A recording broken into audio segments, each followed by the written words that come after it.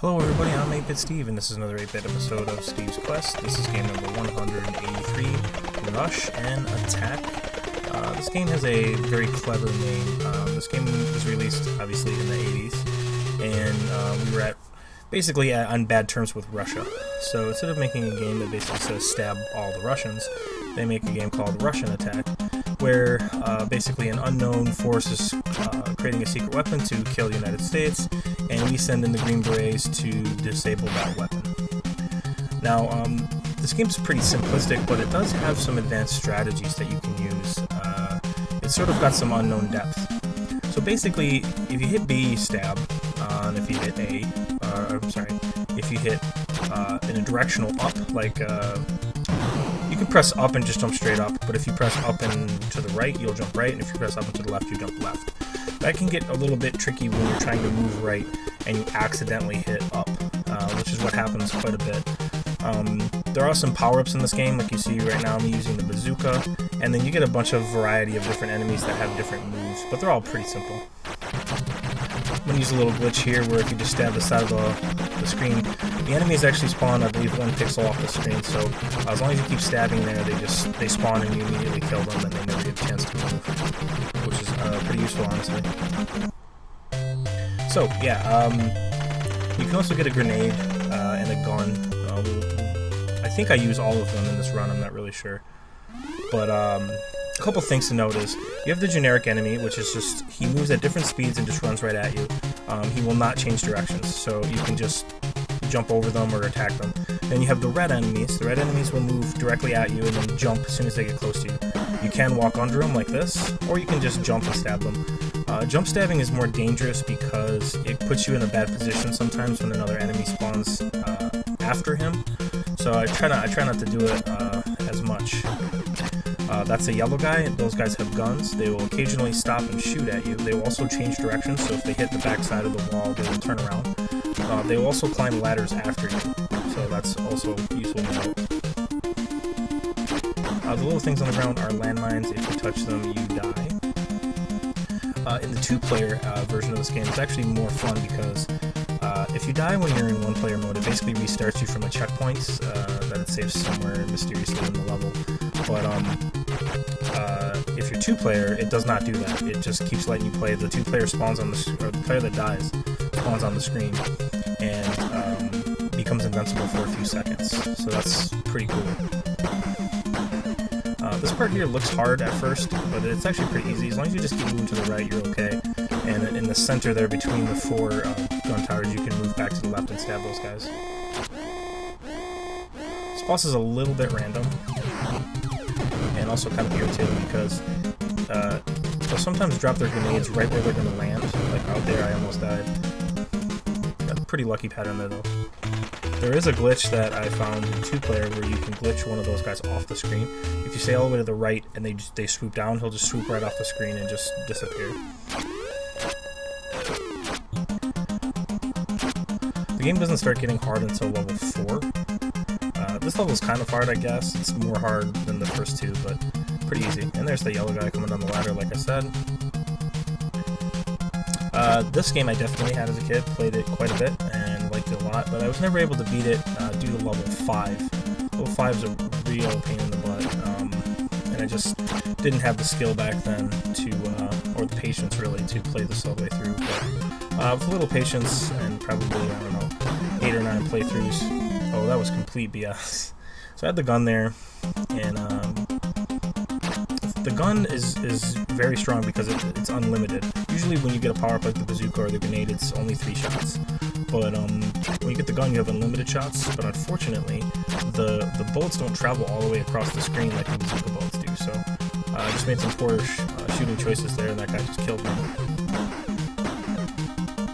Also, you can only have 1 bullet on the screen at a time, so you have to wait for it to hit the enemies before you can shoot again.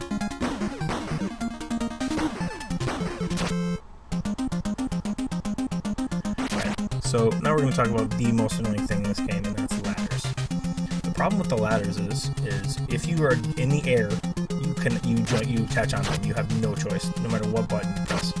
So you have to basically anticipate when you're going to hit a ladder and be holding up. Because if you're not holding up, you'll just stay on the ladder doing nothing, and the enemies will hit you.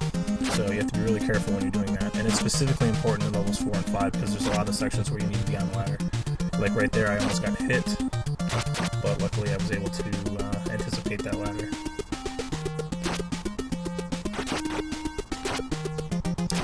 Most of the bosses in this game are pretty easy, with the exception of the parachute boss. This boss here is just going to attack in alternating directions, so it's not that big a deal. Another annoying thing in this game is when a slow-moving regular enemy is right on top of the jumping enemy. So your only option is to jump over the regular enemy and attack the jumping enemy, because you can't go underneath. And then sometimes they're staggered enough where you can't even do that, and you have to be really careful what you're doing. For anyone who likes this game, you should check out the speedrun of it. It's on speedrun.com. It's played by 2 people on the Japanese version of this game, and they do some pretty crazy stuff. Obviously, no way to tell if it's legit or not, but it's still cool to watch in any case. Alright, so we are moving on to stage 4. Here's where the game really ramps up in difficulty, in my opinion. So, you have a limited space here. You're going to have guys coming from the top and the bottom.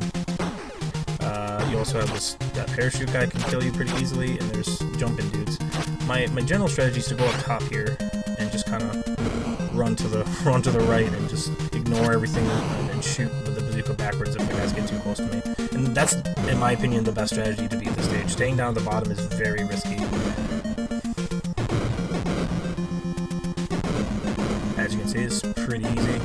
Not a whole lot of stuff going on, so I should keep moving to the right. And I shot the bazooka there to kill the yellow guy because I didn't want him climbing up the ladder after me.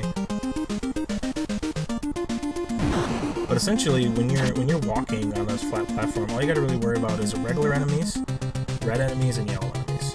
And the yellow ones are the only ones that really do anything tricky. The red ones you can either walk underneath or jump, and the regular ones you just stab.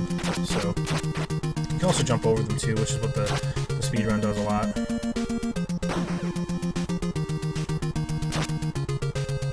So things are going pretty well for me here. Almost got aced by that red guy, but was able to recover.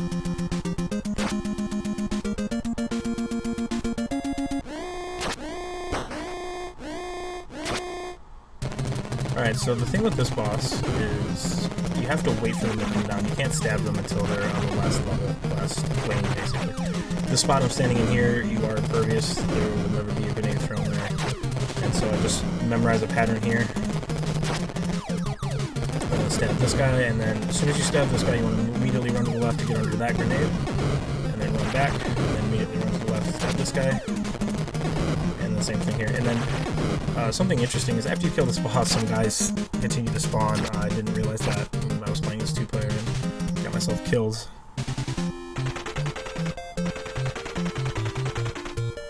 Alright, stage 5.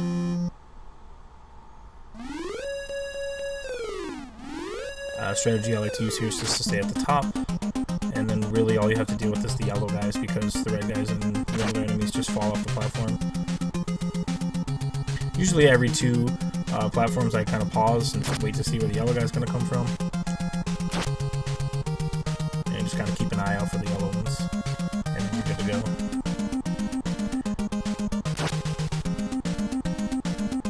Alright, so here's where the ladders become really irritating.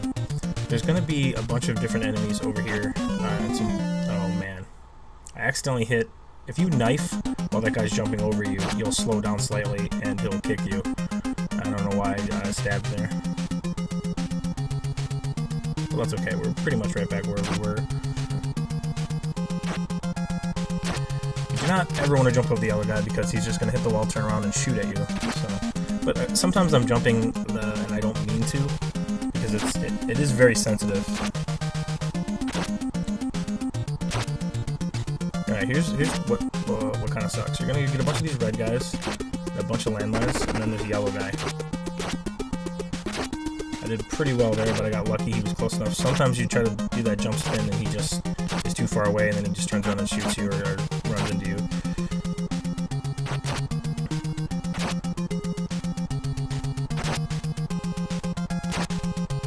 Alright.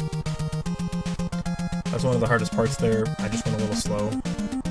If you spawn all those red guys and that yellow guy at the same time, oh man. Like I said, there's pretty much nothing I could do. I spawned too many enemies.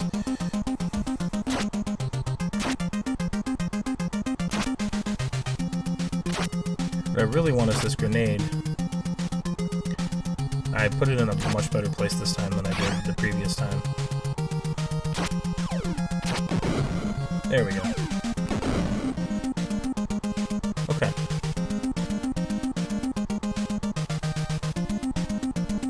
Just gonna let these guys go underneath me. Perfect. Alright, one last hard section coming up here after this wall. Gotta get that yellow guy to go away. Just gonna let him come up the ladder here.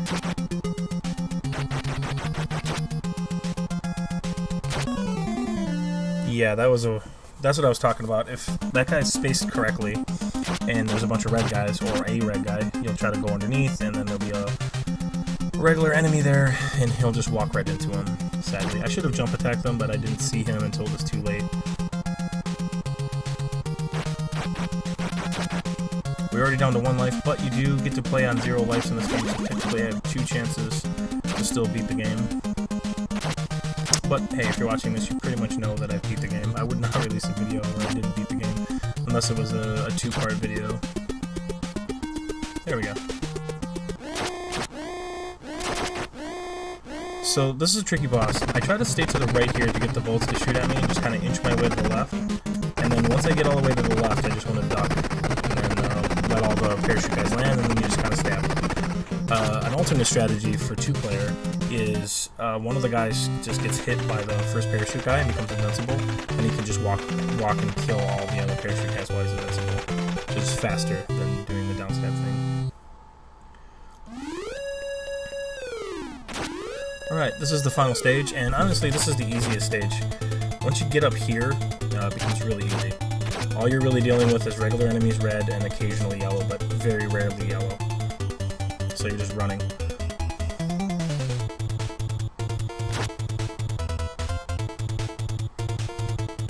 There's also a trick where you can jump forward and slash at the same time without losing too many frames. If I just do a regular stab, it basically stops me until I'm done with that animation, but you can do a jump stab and gain frames that way.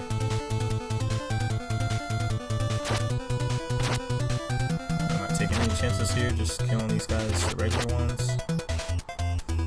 Oh, and by the way, I did record this on my original. Oh, man. Accidentally hit the B button again there. You also get a free life every 100,000 points, by the way, I forgot to mention that.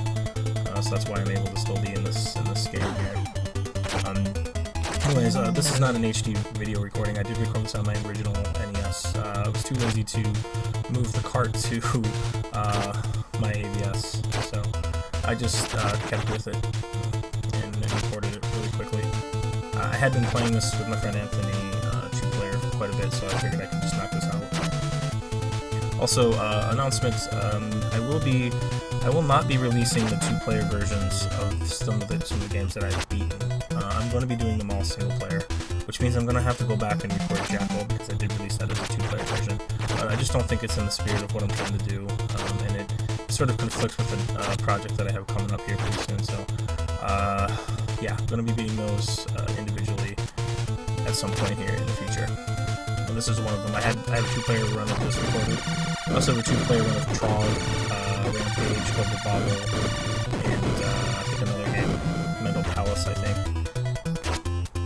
Alright, so this is a pretty easy boss as well. You're just going to get in the corner here and stab until you get that rocket, then you're just going to shoot the rocket. As soon as it hits that pole there, all the guys basically die. The thing is if you hit one of the yellow guys that gives you items with a rocket, like with his own item basically, he doesn't drop an additional one. So this could be slightly faster. Actually, the strategy could be a lot faster. But for here, I'm just going to do it the easy way. And here we go. Alright guys, that is Rush and Attack. Hope you enjoyed it. I'll see you guys next game. I look forward to much more content coming up pretty soon. Thanks.